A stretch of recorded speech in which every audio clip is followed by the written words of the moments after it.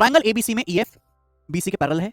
अगर ए 8 है, A B 15 है, एसी 22.5 है, तो सवाल है एएफ की लंबाई ज्ञात कीजिए। यानी कि ये पता चल रहा है कि थेल्स थ्योरम का सवाल है। मान लो जैसे कि ट्राइंगल हो गया आपके सामने, ट्राइंगल ए बी सी, इस तरीके से ट्राइंगल हो गया।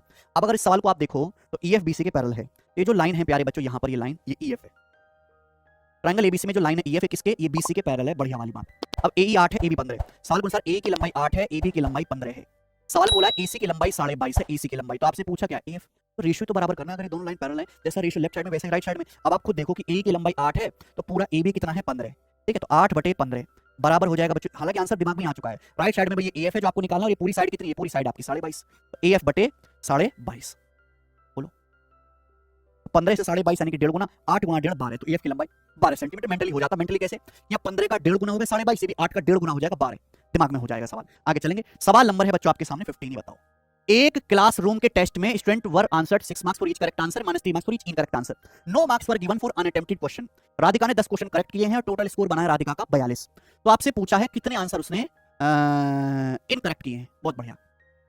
राधिका ने 10 क्वेश्चन जो है करेक्ट किए हैं और उसका टोटल स्कोर, टोटल मार्क्स आए हैं 42। कितने सवाल उसने गलत किए। अरे तो बड़ा आसान सवाल है, कुछ करने की जरूरत नहीं है।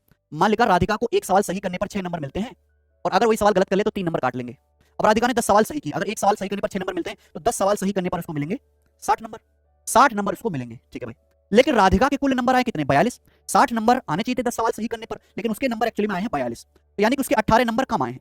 18 मार्क्स उसके कम आए। क्यों आए, क्योंकि उसने कुछ सवाल गलत कर दिए। हर सवाल गलत करने पर 3 नंबर कम होते हैं। हर सवाल, एक सवाल गलत करने पर तो उसके 18 नंबर कम हुए, यानी कि उसने 6 क्वेश्चन रॉन्ग किए।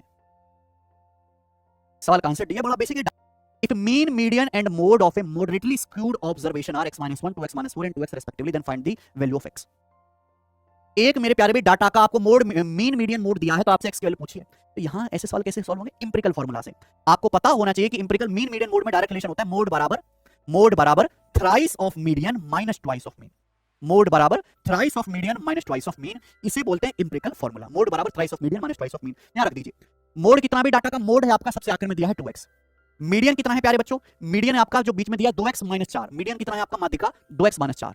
तो 2x - 4 का 3 गुना कितना आएगा, 6x - 12 minus twice of mean. Mean कितना मेरे प्यारे में, मीन है आपका x - 1। आप बोलोगे जी सर x - 1। तो 2x बराबर कितना आएगा ये बताओ। 6x में से 2x घटाएंगे 4x, माइनस माइनस प्लस का 2, -12 में +2 जोड़ेंगे माइनस का 10। तो 2x बराबर 10, तो x की वैल्यू 5 आ जाएगी। 5 इसका आंसर है। लो जी, सवाल भी हो लिया। आगे चलेंगे। सवाल नंबर 17।